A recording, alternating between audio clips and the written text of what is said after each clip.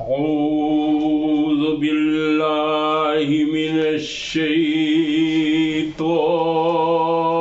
الرجيم.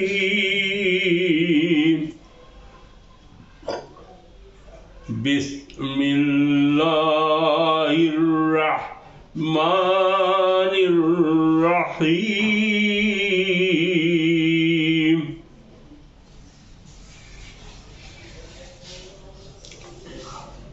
قرآن کی جب کوئی آیت پڑھنی ہو یا قرآن پڑھنا ہو تو اعوذ ضرور پڑھنا چاہیے.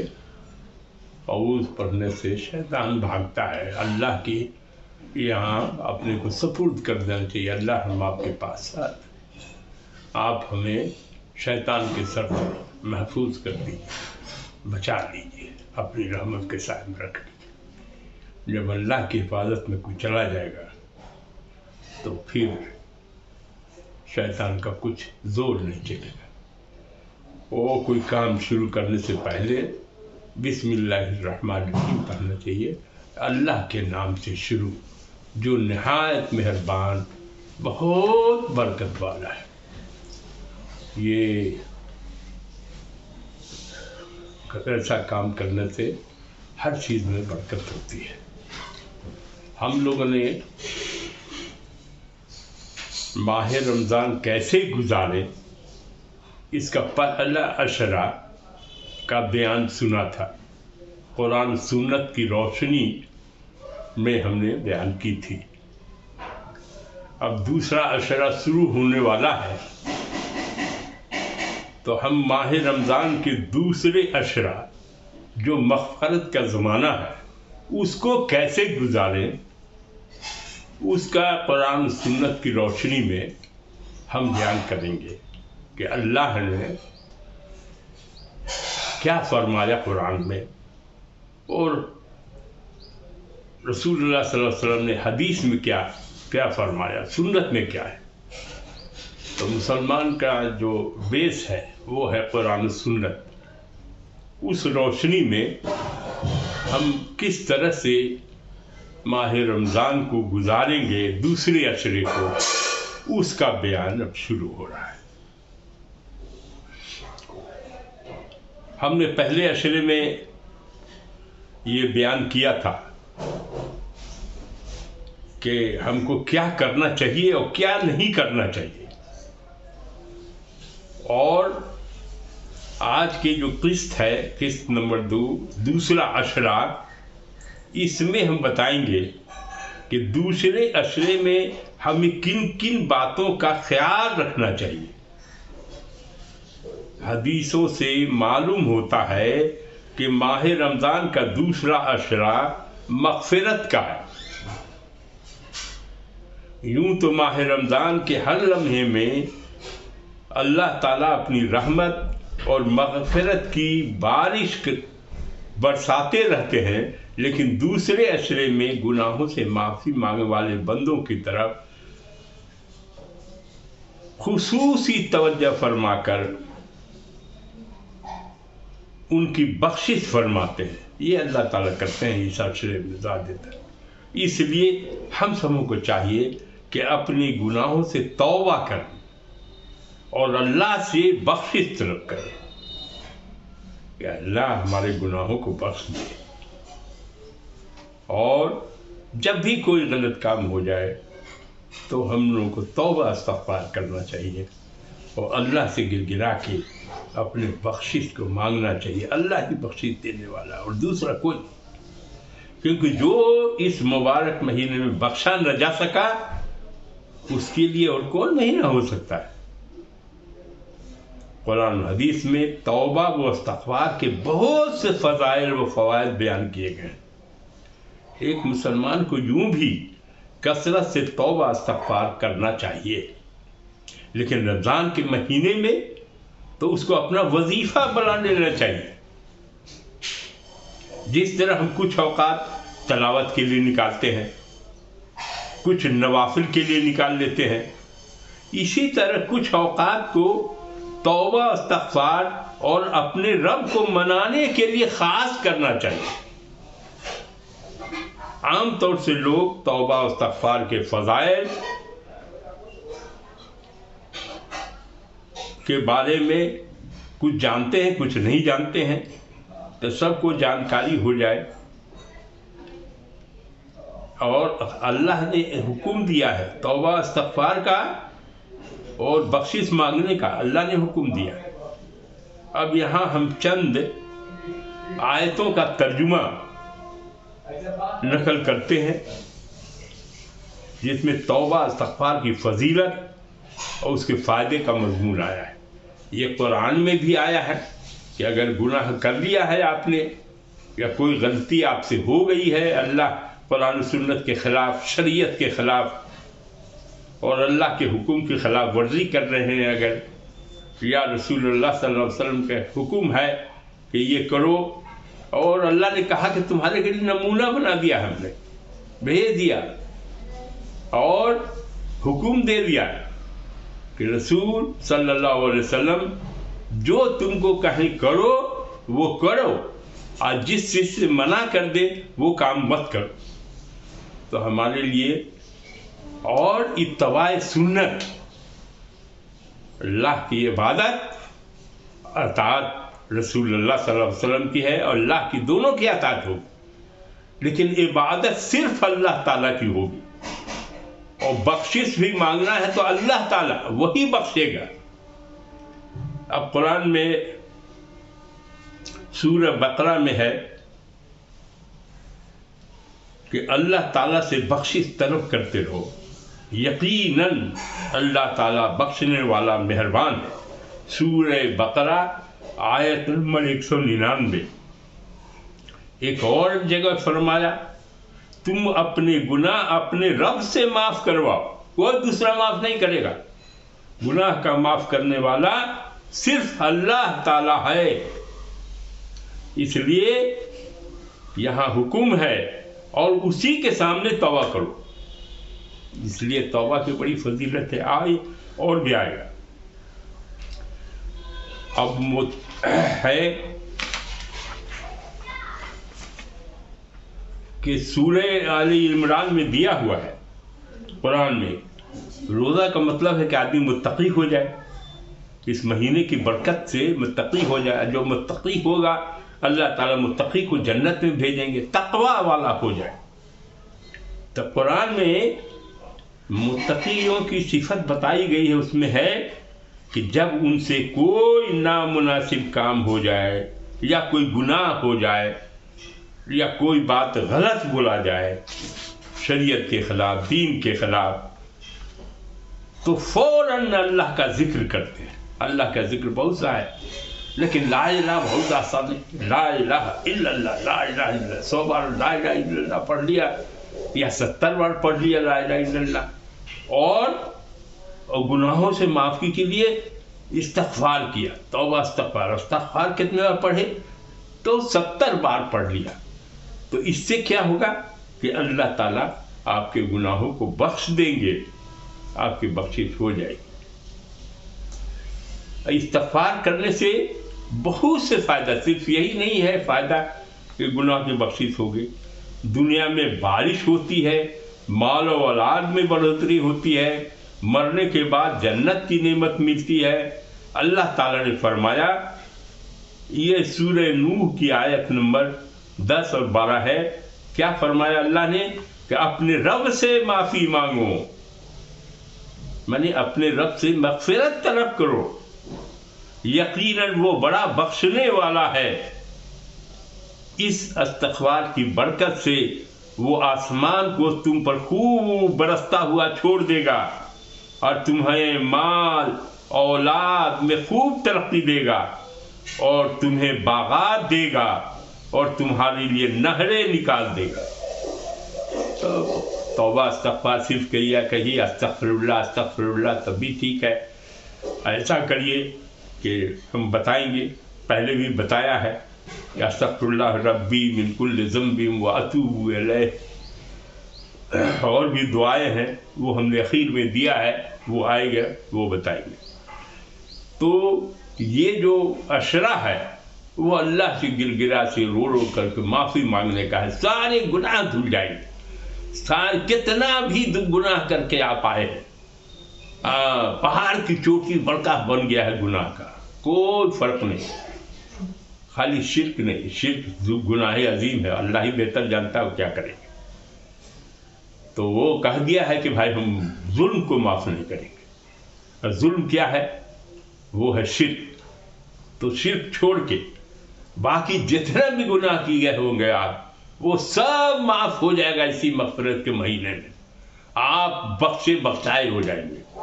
اور اللہ سے ہمیشہ اچھا گمان رکھنا چاہیے کہ اللہ تعالیٰ ہم کو ضرور بخش دے گا۔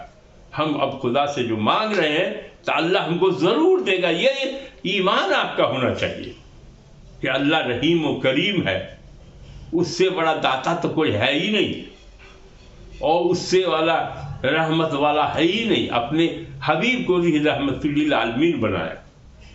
تو اللہ سے دعا کرنا چاہیے، اللہ اپنی رحمت میں لے لے، اے اللہ ہم کو ہمارے سارے گناہوں کو بخش دے، اللہ ساری برائیوں کو دور کرے، سیاحت سارے سیاحت سے، شیطان کے شر سے، مردور کے شر سے بچا لے، اللہ ہی بچائے گا۔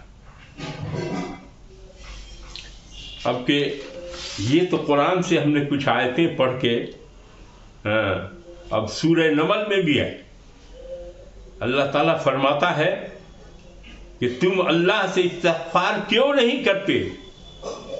مانے یہ کہا جا رہا ہے تم اللہ سے استغفار کیوں نہیں کرتے تاکہ تم پر رحم کیا جائے۔ اگر تم کوئی گناہ گار ہو، کوئی تم سے ظلم ہوا ہے، کوئی شریعت کے خلاف کام کیا، دین کے سے الگ ہٹ گئے، کیا ہوا نہیں ہوا، ساری چیز کا اللہ سے استغفار کرنا چاہیے، دوسرے کسی سے نہیں۔ تو استغفار کرنے کا حکم سورہ نمل آیت نمبر 46 میں یہ دیا ہوا، 26 میں نہیں 46 ہے، 46 میں دیا ہوا ہے۔ اب حدیث شریف کو ہم لوگ دیکھ لیں کہ قرآن میں تو یہ سب نکل گیا، اب اس کو قرآن کو جو آیت سب ہے اس کا معنی ہم نے آپ کو بتا دیا ہے۔ اب جیسے ہے اللہ تعالیٰ نے ایک ہے آیت، یہ سورہ آل عمران ہے اور آیت نمبر 135 ہے کہ والذین اذا فعلوا فاحشة او ظلموا انفسهم واذکروا اللہ فاستغفروا لذنوبهم ومن يغفر الذنوب إلا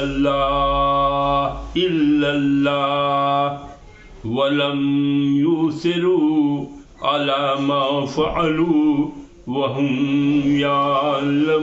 يعلمون۔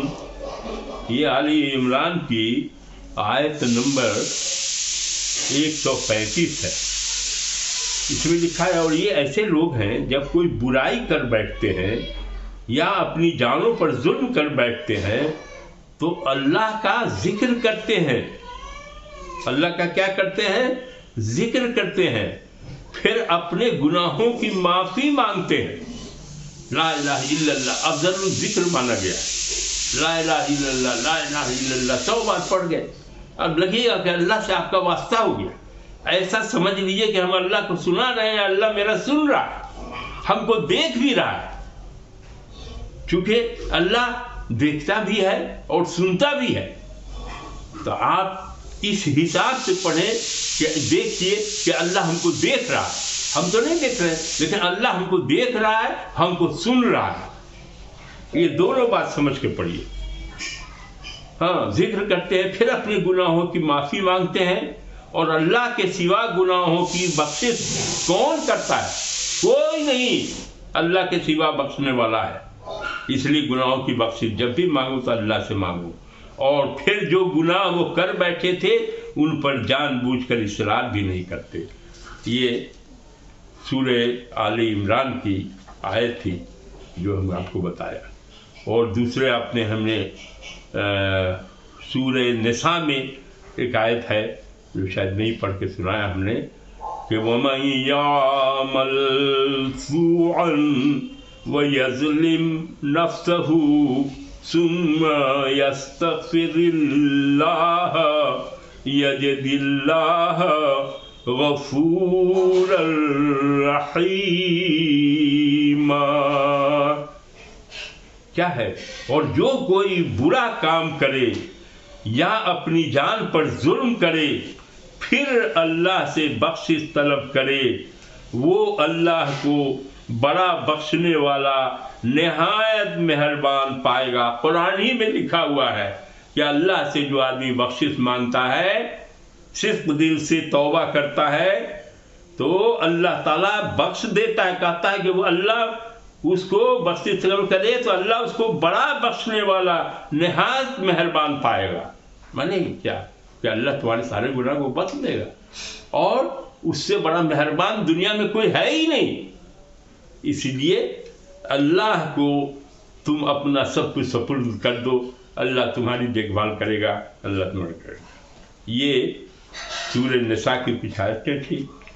اس کے بعد یہ سورہ ہود کی بھی عادت ہے کہ اس میں بھی ہم نے پڑھ کے سنا تھا، وہ انستغفروا ربکم ثم توبوا الیہ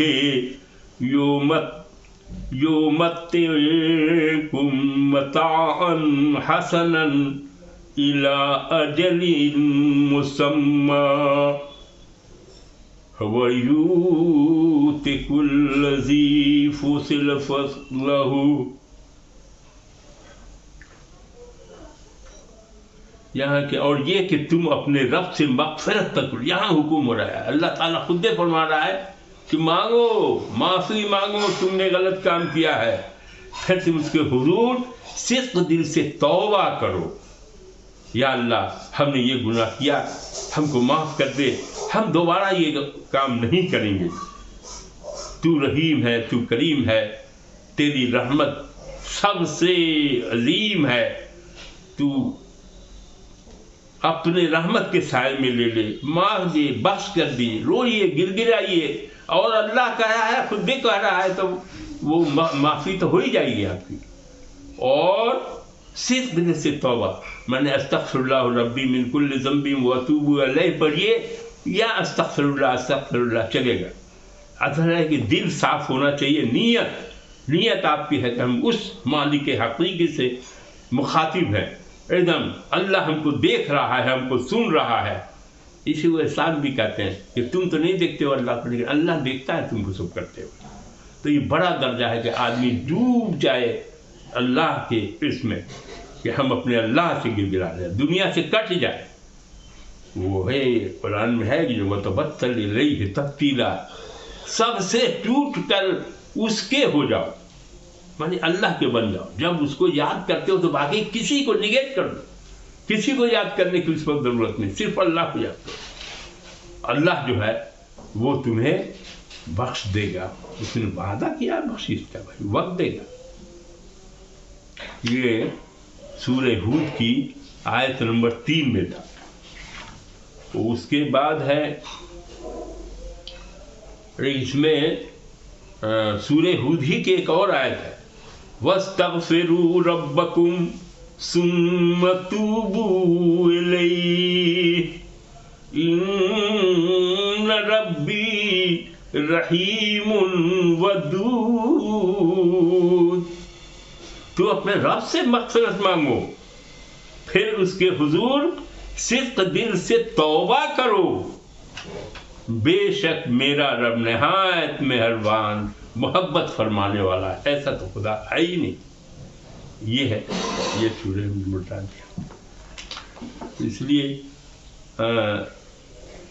ایک اور جگہ قرآن کی آیت میں ہے 10-12 میں، جو ہم پڑھ کے سنا دیا، لیکن پھر ہم سنا دیتے ہیں اس کو۔ فَقُلْتُ اسْتَغْفِرُوا رَبَّكُمْ، پھر میں نے کہا کہ تم اپنے رب سے بخشش طلب کرو، غفار انہ کان غفارا، بے شک وہ بڑا بخشنے والا ہے، وہ بخشائش کر دے گا۔ یہ اس میں آیا ہے، حکم ہے، مانگو گے تو دے گا وہ تم پر کیا بے، اور اس کے ساتھ توبہ استغفار کر لو گے تو اور اس کے ساتھ کیا کرے گا، युरसिल समा अलैकुम मिदरारा, वो तुम पर बड़ी जोरदार बारिश भेजेगा। वयुमदिदकुम बिअमवाली व बनीन व यजअल लकुम जन्नातिन व यजअल लकुम अनहारा, और तुम्हारी मदद अम्वाल और औलाद के जरिए फरमाएगा और तुम्हारे लिए बागात उगाएगा और तुम्हारे लिए नहरें जारी कर देगा। ये अल्लाह का है हुक्म। बख्शिश के लिए मांगो और इस्तग़फ़ार करो, कसरत से इस्तग़फ़ार, कम से कम 70 बार तो हो ही जाना चाहिए ये। और ये महीना माह रमज़ान इतना मुबारक, रहमत का महीना, और फिर ये अशरा मग़फ़िरत का अशरा है। अल्लाह कसरत से इस अशरे में जो है लोगों की बख्शाइश करते हैं। अब वो वैसे तो कुरान में और भी बहुत सी आयतें भरी हुई हैं, लेकिन इतनी पर हम बस करते हैं, वक्त कम है इसलिए। अब है वो तो बता दिया गया। अब हदीस में जो है तौबा इस्तग़फ़ार की फजीलत, ये तो कुरान से हमने बता दिया। अब हदीस में लिखा हुआ है कि अल्लाह ताला, एक हदीस में नबी सल्लल्लाहु अलैहि वसल्लम ने फरमाया, जो कसरत से इस्तग़फ़ार करता है अल्लाह उसको हर मुसीबत से निजात दे देते हैं। अरे बाप रे, कितनी बड़ी बात रसूलुल्लाह सल्लल्लाहु अलैहि वसल्लम ने फरमाई, और उसकी उम्मत सोई हुई है। जो कसरत से इस्तग़फ़ार करता है, अस्तग़फ़िरुल्लाह अस्तग़फ़िरुल्लाह पढ़ो ना, क्या लगा हुआ है, हल्के वाला पढ़ो, अल्लाह उसको हर मुसीबत से निजात दे देते हैं और हर तंगी से निकाल देते हैं। अगर नहीं है, कमी है घर में, माली मुश्किलात है, अल्लाह उसको दूर करते हैं और उसे ऐसी जगह से रोज़ी देते हैं जहाँ से उसे वहम गुमान भी नहीं होता। ये सुनन अबू इब्न माजा में है, हदीस नंबर 3187। ये अल्लाह के रसूल सल्लल्लाहु अलैहि वसल्लम की हदीस है कि तौबा इस्तग़फ़ार करने से क्या फ़ायदा होगा हमको। और ये महीना बरकतों का महीना है, मग़फ़िरत का महीना है ये, और रहमत के महीना है। ऐसे तो हर पूरे महीने में भी होती रहती है, लेकिन मख़सूस जो हदीस में है कि इसको मग़फ़िरत का अशरा माना गया है।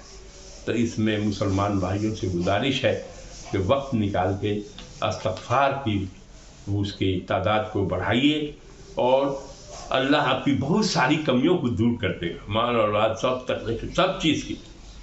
दूसरी हदीस में आया है कि वो शख्स बड़ा खुशकिस्मत है जिसके नामा अमाल में इस्तग़फ़ार पाया जाए।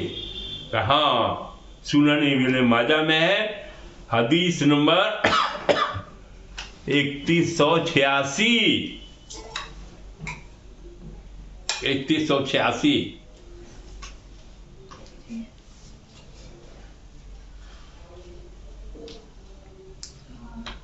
खुद अल्लाह के नबी सल्लल्लाहु अलैहि वसल्लम ने अपने बारे में फरमाया, जो कि बख्शाए थे उनको क्या ज़रूरत थी, लेकिन मैं एक दिन में 70 से ज़्यादा मरतबा अल्लाह से इस्तग़फ़ार करता हूँ और उनके सामने तौबा करता हूँ। सही बुखारी हदीस नंबर 5957 है।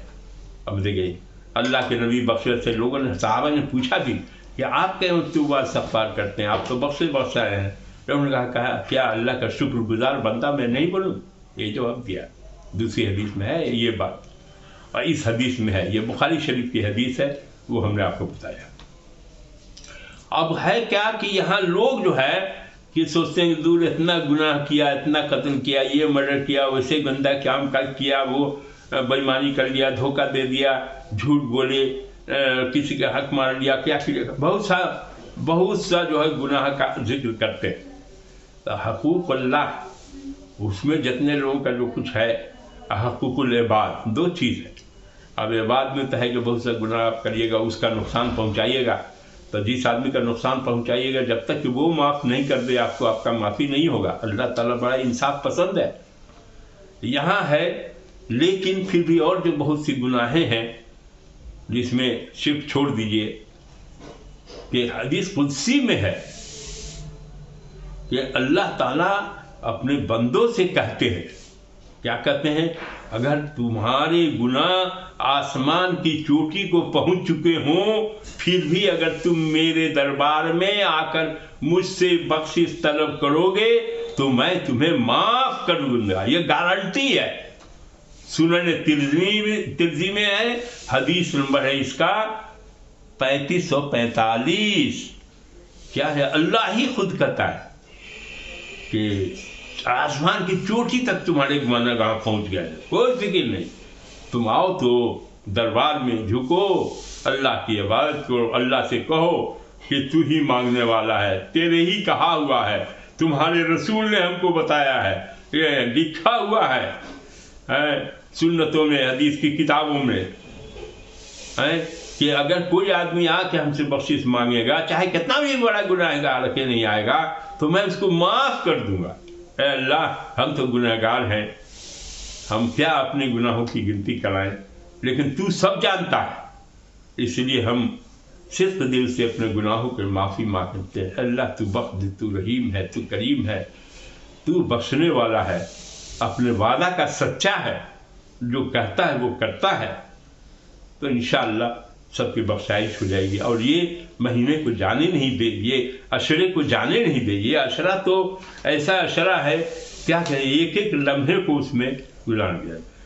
اب قرآن کی آیت اور حدیث کی یہ سنت آپ کو دیکھ کے انسان فائدہ ہی فائدہ ہے، دنیاوی فائدہ بھی ہے، اور آخرت کے پاس جب آپ مر کے جائیے گا تو آخرت میں حساب کتاب آپ کا ہوگا، تو آخرت میں بھی فائدہ پہنچے گا۔ جب گناہ بخشا ہوا رہے گا تو پھر کم ہو جائے گا، سب ختم ہو جائے گا۔ اس لیے ہم تمام لوگوں کو اس عشرے کو غنیمت جاننا چاہیے، اور اپنے رب کے سامنے سچی پکی توبہ کرنی چاہیے، اپنے گناہوں پر ندامت کے آنسو بہانے چاہیے، رونا چاہیے کہ اللہ، ہم کو شیطان نے بہکا دیا تھا، ہم کو آپ اپنی رحمت کے سائے میں لے لیجیے، اس سے بچا دیجیے مردود سے، اور ہم کوئی گناہ نہ کریں آگے، ہم آج وعدہ کرتے ہیں آپ سے۔ اور جب آپ آئندہ اپنے گناہوں سے باز رہنے کا پکا ارادہ کر لیجیے گا تو اللہ تعالیٰ کی مغفرت کے بعد آپ پاک صاف ہو جائیے گا، اللہ تعالیٰ آپ کو بخش دے گا۔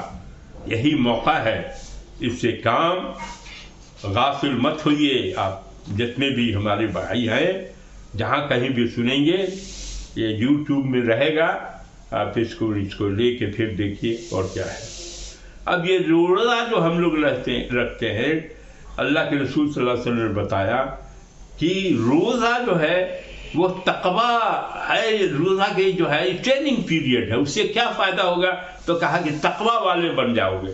اب تقویٰ کیا چیز ہے؟ وہ تقویٰ یہ ہے کہ گناہوں سے بچ کر زندگی گزارنے کا نام ہے تقویٰ۔ اور آگے ہے کہ حضرت عمر فاروق رضی اللہ عنہ ایک مرتبہ کعب احبار سے پوچھا تقویٰ کیا ہے؟ انہوں نے جواب دیا، کیا آپ کبھی ایسے راستے سے گزرے ہیں جس کے دونوں طرف کانٹے دار جھاڑیاں ہوں؟ فرمایا ہاں۔ انہوں نے پوچھا پھر آپ کیسے گزرے؟ فرمایا دامن بچا کر، ہاں، تاکہ کوئی کانٹا چبھ نہ جائے۔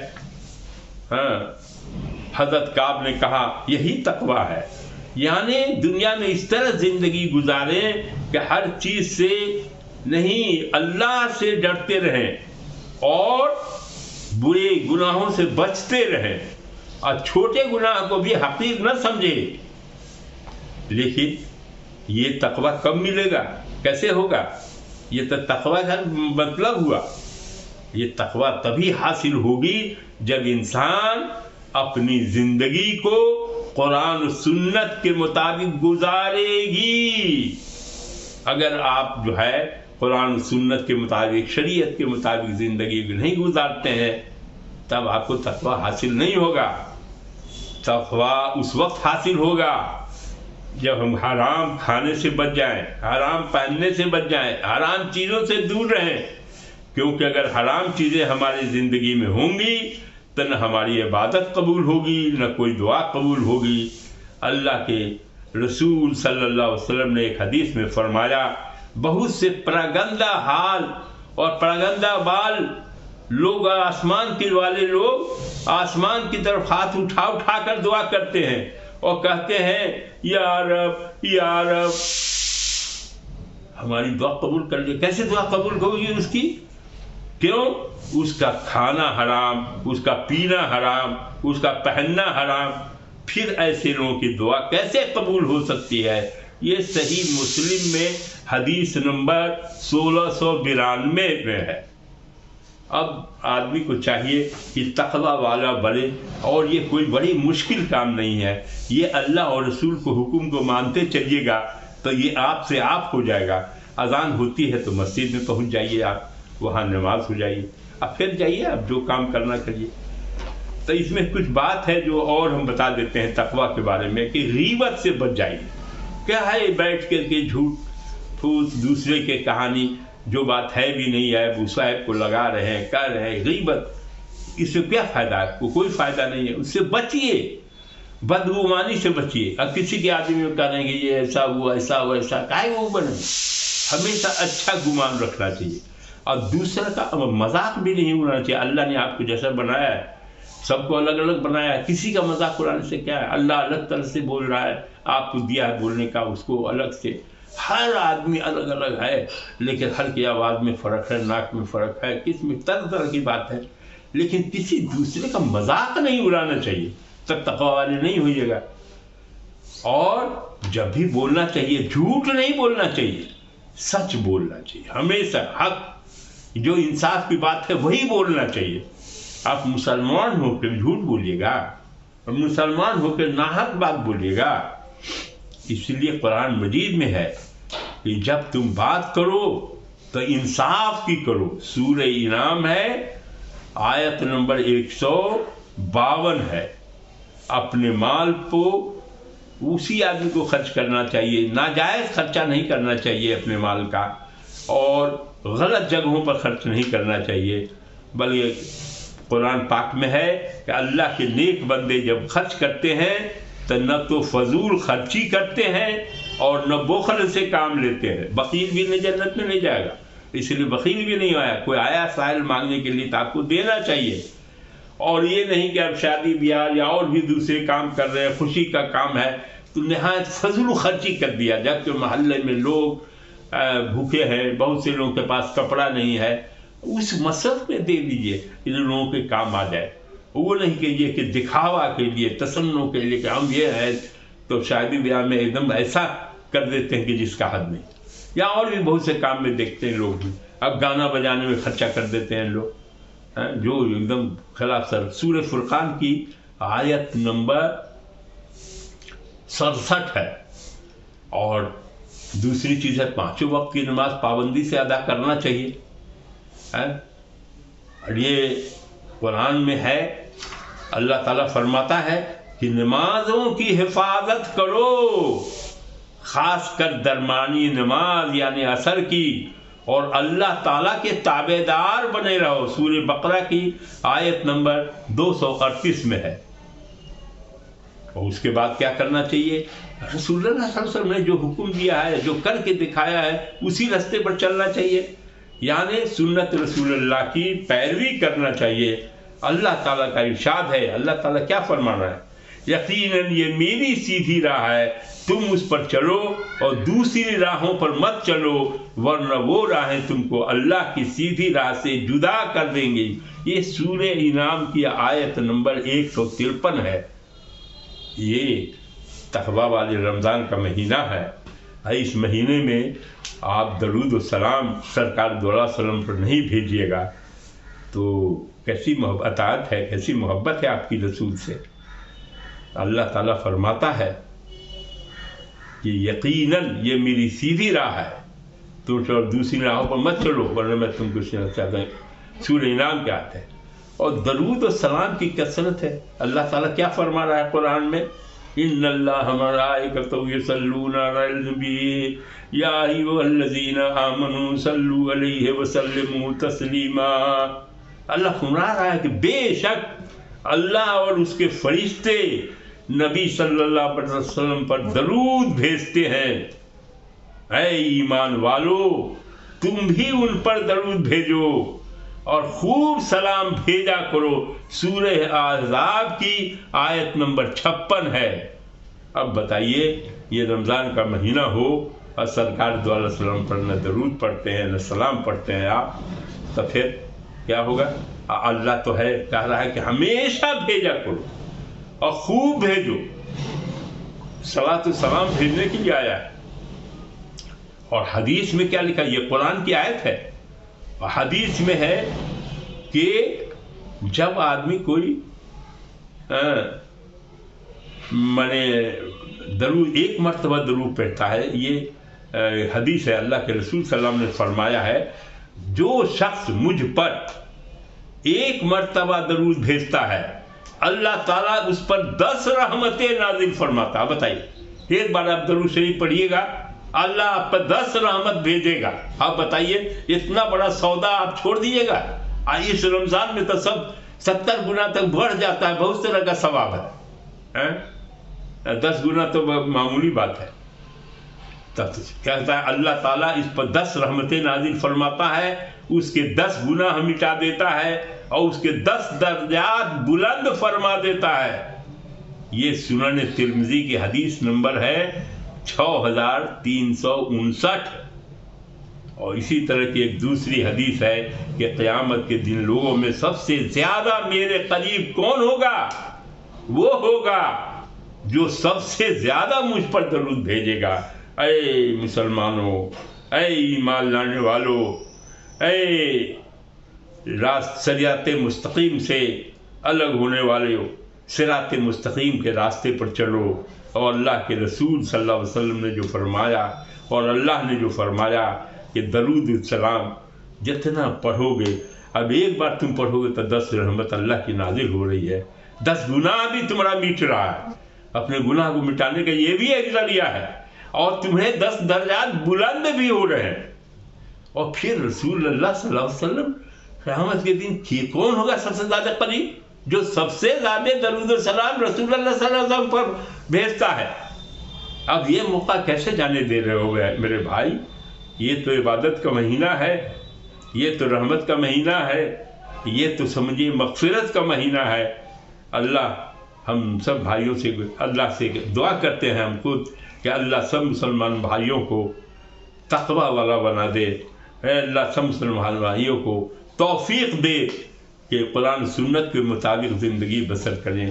اے اللہ صلی اللہ اپنے حبیب پاک کے صدقے جو سب کو درود سلام پڑھنے کی توفیق عطا کیجیے. اے اللہ جتنے بھی اس مغفرت والے مہینے میں ہیں، ہم سب تو گنہگار ہیں، سب لوگوں کے گناہوں کو اپنے فضل و کرم سے اے اللہ اپنا فضل کر دیجیے، اپنا رحمت برسا دیجیے، سب کو اپنی رحمت کے سائے میں لے لیجیے، شیطان کے سر سے اپنے پناہ میں لے لیجیے.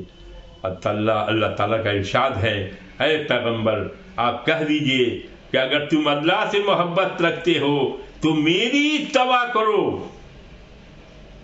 اور اگر تم رسول اللہ کی اتباع کرو گے تو کیا ہوگا؟ خود اللہ تم سے محبت کرے گا اور تمہارے گناہ معاف کر دے گا.